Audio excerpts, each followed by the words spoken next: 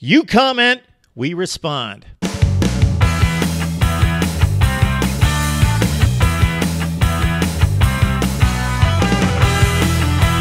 Mark Rogers TV, the voice of college football, looking over the comments for 2019. This is March 15th, and we have already received, just here in 2019, over 15,000 comments to Mark Rogers TV, the voice of college football. So thank you. It's your engagement, you hitting the like button, you commenting to the videos, you sharing the videos, getting those videos out there to people that don't know about us, sharing that college football content, and then also, of course, subscribing to the channel that drives it, builds it, and allows us to continue to deliver the best in discussion, debate, and analysis right here at Mark Rogers TV, the voice of college football.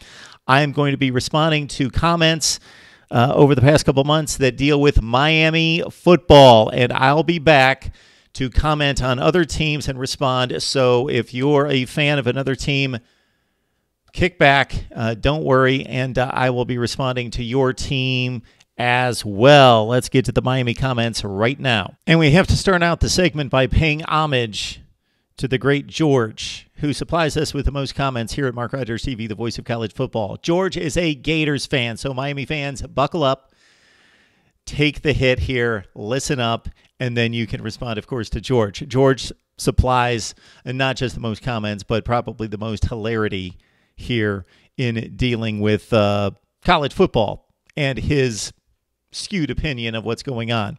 George has made a zillion comments. I just point out a few here where he says Miami has a lot of good players. Also says Florida is going to embarrass Miami, and Miami has a lot of good players, so that's going to be a real humbling experience. George also letting us know that I have spoken to the Gator locker room, and they said they ain't worried about SHYT. And then George is calling for all of us to take a moment of silence for Miami, please. Juan Betancourt chiming in 6 days ago on one of our Miami selections. And basically the first sentence I can cleanly interpret and respond to. And then after that, it's just a sheer hilarity and comedy that just kind of spews forth, and it just speaks for itself. So Juan tells us, I can't believe that Miami lost to Wisconsin 3 consecutive times in a bowl by a combined 50 or so points. 35-3, 34-24, then it was like 42 to something. Yeah, he's pretty much on the mark there with 50 points.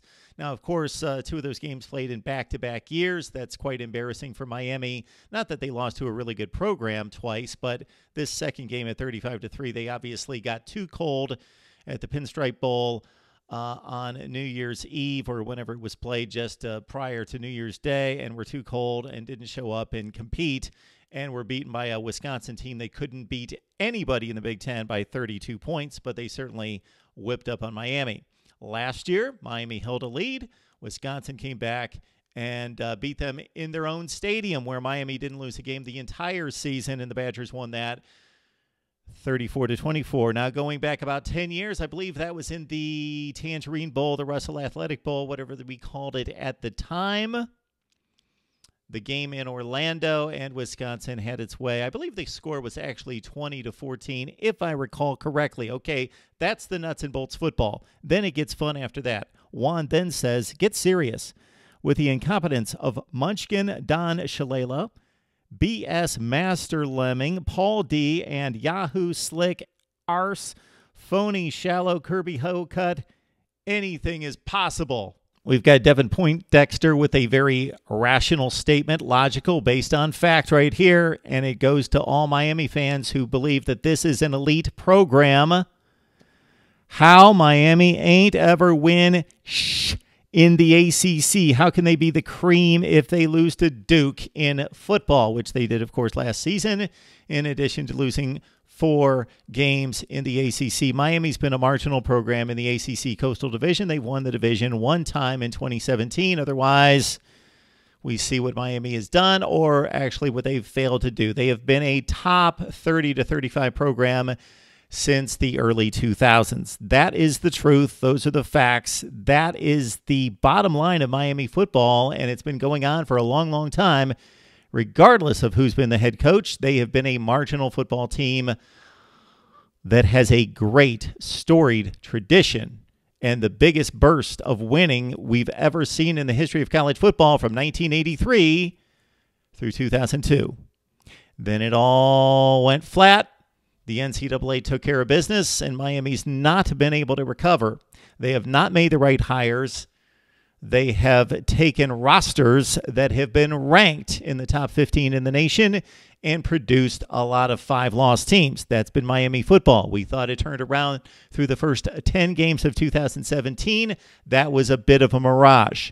They still have the best talent in a weak division, maybe the worst division in college football. They should win despite the coaching changes, despite the youth at quarterback, despite a first-time head coach in Manny Diaz. This team has no excuse but to win the Coastal Division against a weak division and a weak schedule in 2018.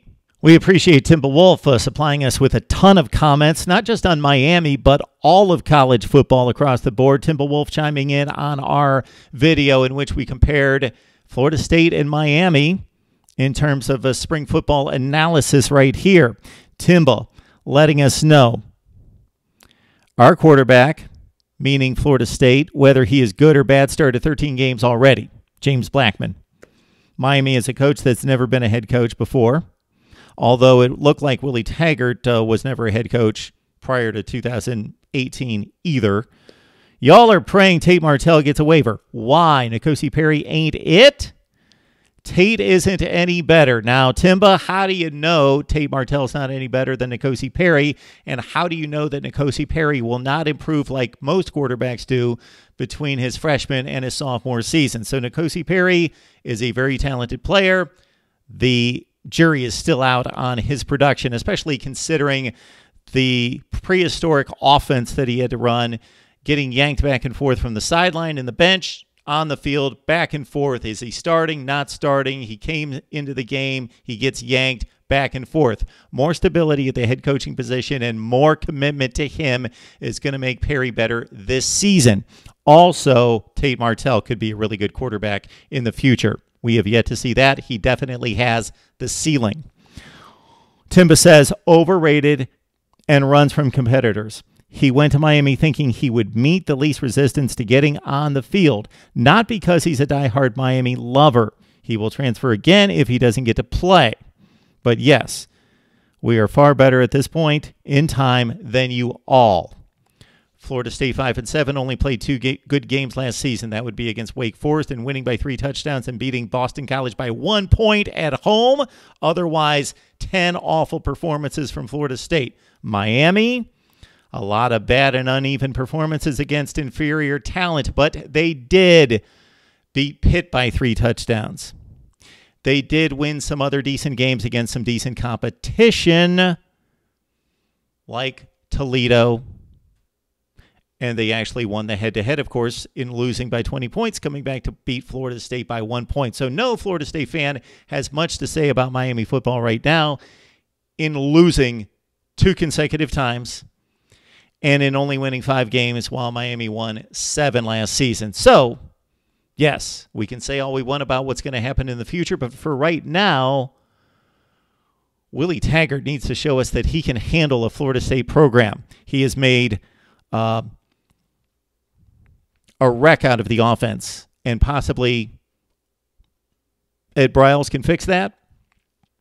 And he only won 5 games last year, and his team looked ill-prepared for anybody. This show is getting better and better. Willie Dixon, thank you. Steve B. writes in, blind homerism taken to a whole new level, talking about Cam Underwood from State of the U. Until their production matches their talent on paper, no one is taking Miami seriously. Same song, different year. Okay? Partial truth and facts there for Steve.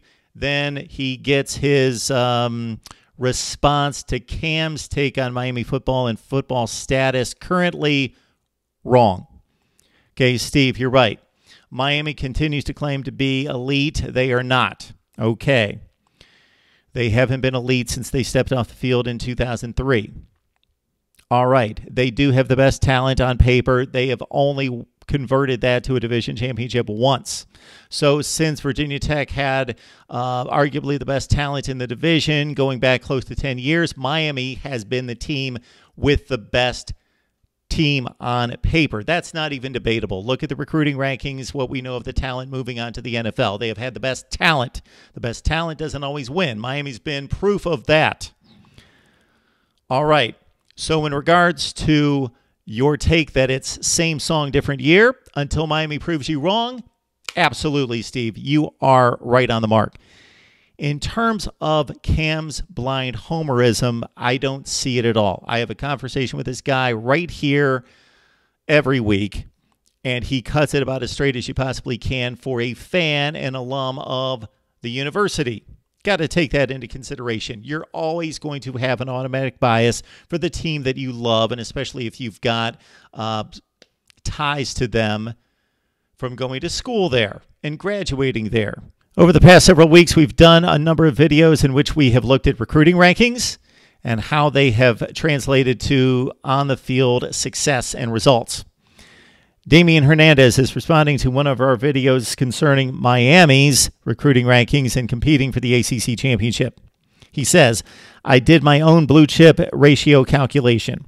The ratio would be 51% for Miami in terms of blue chip recruits. He doesn't define that. I believe that's 4 and 5 stars, with 80 total players, including all the transfers.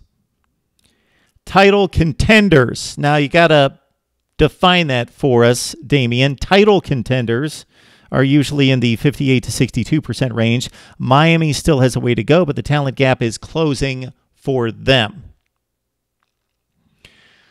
I would say that there's no question that based on the recruiting rankings, based on the haul of talent that Miami has on the current roster, that they have a top 15 team on the field.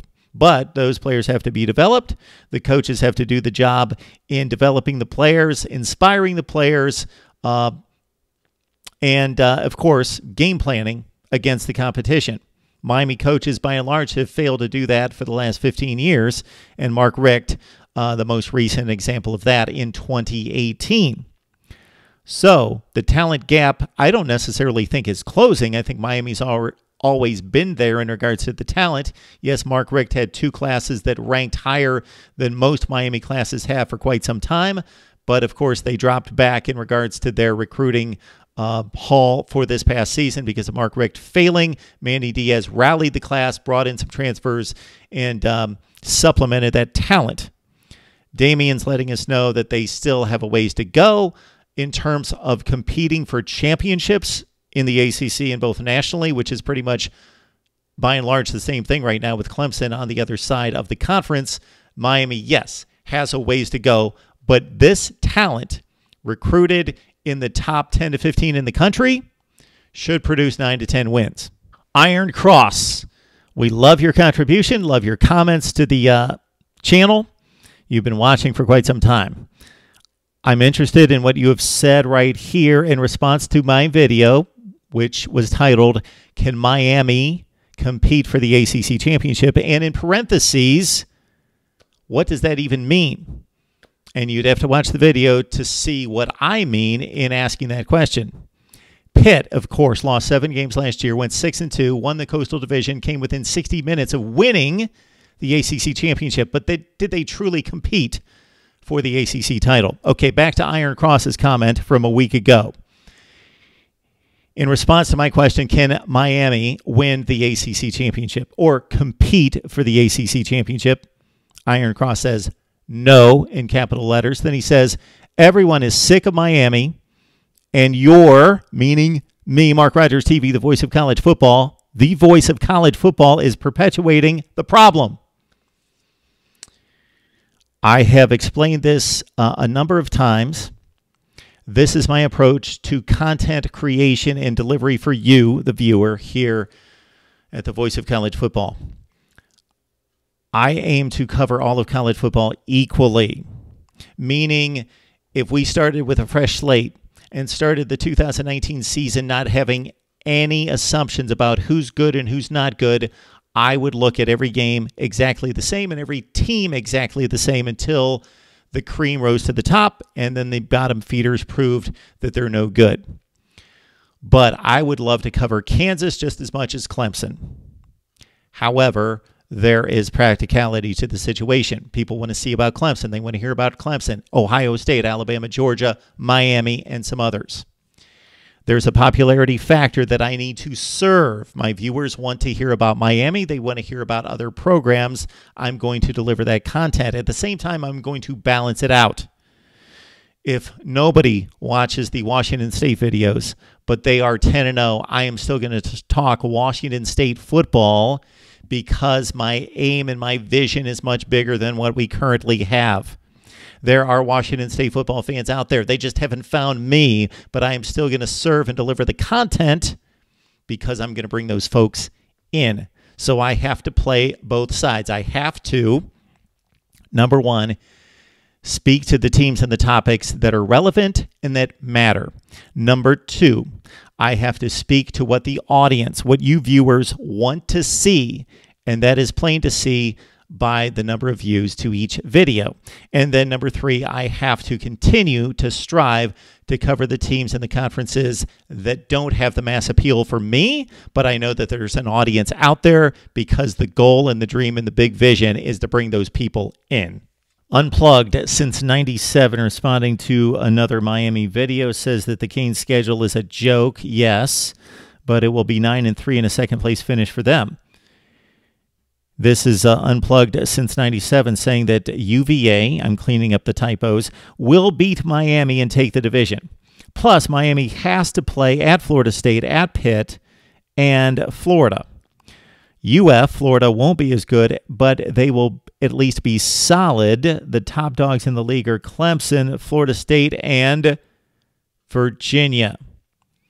The Virginia Cavaliers finished last season at 8-5, but they only went 4-4 in the ACC. So despite the great work that Bronco Mendenhall has done in taking a program that has been down for 10-plus years, going 2-10 and taking his lumps the first year, and then seeing significant improvement last year at 6-7, meaning 2 years ago in 2017, and then 8-5 with a great finish in winning down the stretch, beating Miami at home, beating some other key ACC Coastal Division foes, losing the one game that really mattered and trying to win the division against Pitt at home, but then rebounding to win the South Carolina game 28-0 in the bowl game. Yes, Virginia football looks great and looks like it's coming, looks like it's on the mend, but they still have talent gaps. They still have to play at Miami, and it's still a team that's right there in the middle of that conference. If you look at the conference, it's pretty clear. Clemson is by far and away the best team. It's not even close. It's unlike any other conference in the Power Five. Clemson has a stranglehold on the conference.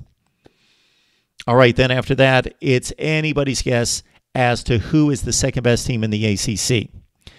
Based on talent, Miami and Florida State are the two best teams after Clemson. Now, neither team has shown us anything for the past few seasons except for the Miami run, of course, in 2017. We see a glut of teams like Virginia, Georgia Tech, Pitt, Duke in the Coastal Division that pretty much beat up on each other. Take away North Carolina from last season. Take away Pitt actually pulling out some games late, winning close games that they probably wouldn't win on a regular basis. They did go 6-2. Let's credit them for doing that to win the Coastal Division, but they won very close, hard-fought games. Look at all that collection of games between those other five teams in the ACC Coastal Division, and they beat them, but they beat them. They all beat each other. There is no clear indication that Virginia at this point is any better than Georgia Tech, Duke, Virginia Tech, and others. Speaking of the Hokies, they haven't beaten them in 15 years, and even though they had a better season by 2 games than Virginia Tech this past season, they still could not beat the Hokies. So I love the enthusiasm for Virginia football. It's interesting to me to see where Bronco Mendenhall is taking this program and that they've improved this much. But let's slow down and let's see if they can back up last season's only 4-4 effort in the ACC before we crown them as the team right after Clemson that's ready to compete and win an ACC Coastal Division. TSOIH Bristol, writing us twice about a week ago. I appreciate the contribution here. Keep doing what you're doing because I love your show, and that's why I'm a subscriber. Thank you, sir. I appreciate the comment, the support. You can't imagine how much that inspires me to do more. Many comments made by viewers concerning Tate Martell. It still has yet to be determined or at least announced whether Tate Martell will be eligible for 2019. Mike writes, if Tate Martell gets a waiver, Miami could be really, really good. Also says that Miami will finish no worse than 10-2 this season. All right, Tate Martell. We have heard a number of people say that he is not going to be a very good quarterback. We have heard a number of people who, on the Miami side in particular, are looking at him as a savior. All right, we know the facts are that he's a very accomplished as a high school quarterback, was one of the most sought-after quarterbacks in the nation, and Urban Meyer typically does not sign garbage at the quarterback position. Tate Martell was in line to compete for the job at Ohio State. He chose not to stick around and saw, of course, that Justin Fields, the #1 rated quarterback in the nation, ironically the same class as Tate Martell, was probably going to be given a huge advantage in competing for the position. Say what you will about Tate Martell's competitive fire in staying at Ohio State and fighting for the job. We know that this kid is talented, gifted. Is he special? Probably not. Will he turn out to be, if he wins the job, one of the top 25 to 40 best quarterbacks in the country? I don't think there's any question about that. I would be shocked if Tate Martell is able to beat out N'Kosi Perry and Jaron Williams for the job. So consider that. They are two very talented players. And if Manny Diaz and his staff can accurately select talent, select based on the talent and based on the ability to grasp the offense and lead the offense, that if they select the best player out of 3 and that player is not very good, then they had awful luck because they've got 3 very talented and highly admired players, recruited players, evaluated players at that position in Perry, Martell, and Williams. Therefore, the winner of that job, if the coaches can do their jobs in terms of talent evaluation and fit for the offense and the scheme and the situation, do that properly, then that quarterback who wins that job should be ready to run that offense at a much higher rate than what we've seen over the past few years for Miami. And if that guy is Tate Martell, then he has successfully taken the skills that he has, which are better than average as a passer and near elite as a runner, and he has been able to acclimate himself to campus, to the offense, to the playbook, and been able to perform at a level which allowed him to win the job over 2 talented players. And if that's the case, Tate Martell is going to lead this offense and do a very good job of it in 2019. We so much appreciate your comments to Mark Rogers TV, the voice of college football. You can support the channel a number of ways. Financially, you can do that without spending an extra penny by going to any of the description sections of any of the videos, grabbing the Amazon link, and doing your regular Amazon shopping by just using that link. Do your normal shopping. Ignore the product. You don't have to buy the product. Just do your normal Amazon shopping right there. And also join us on Patreon. We're starting in April. We're going to have an exclusive live stream there each and every week for you for our Patreon team. Also, like the videos, comment as you have here, and of course, share the videos and subscribe right here at Mark Rogers TV, the voice of college football, and we will continue to deliver the best discussion, debate, and analysis. We will see you next time.